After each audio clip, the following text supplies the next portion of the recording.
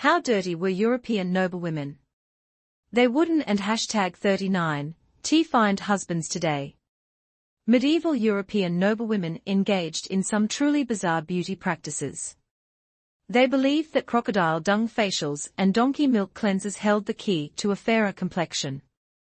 Even more shockingly, they gargled with urine, convinced that the more pungent the aroma, the greater its efficacy. Portuguese urine was highly sought after in the beauty market, as this particular ethnicity was believed to produce the most potent variety. If you thought that was bad, wait till you hear about their hairstyles. Towering hairdos were all the rage among European elites, symbolizing high status. However, lacking hairspray, they resorted to a rather unsavory alternative, pig fat. They and #39 mix it with dry powder, slather it onto their hair, and sculpt elaborate styles.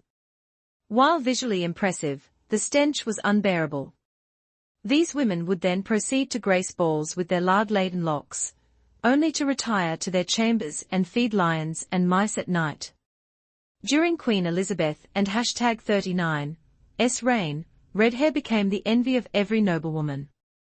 With hair dye yet to be invented, they turned to a concoction of sulfur and flower petals, applied directly to the scalp. The odor was appalling, not to mention the toxicity. Frequent use led to widespread headaches, nausea, and even nosebleeds among the aristocracy. But hey, beauty is pain, right? As if that weren't and #39 enough, they dabbled in arsenic poisoning, applied leeches behind their ears for bloodletting, and even shoved their hands into the fresh entrails of slaughtered animals. Talk about going to extremes for beauty. The glamorous attire of these noblewomen was also a facade. Their elaborate outfits consisted of dozens of layers, making trips to the privy incredibly inconvenient. So what did they do? They relieved themselves on the spot. Imagine ladies gracefully waltzing across the ballroom, discreetly using chamber pots hidden beneath their skirts.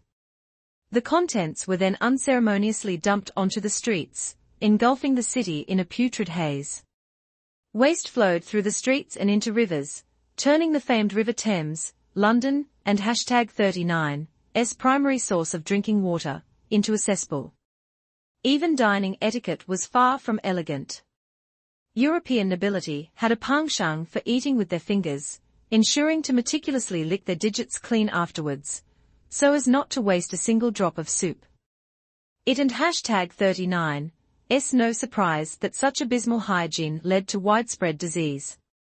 The Black Death, which ravaged Europe for over 300 years and claimed 25 million lives, one-third of the continent, and #39's population, serves as a chilling example.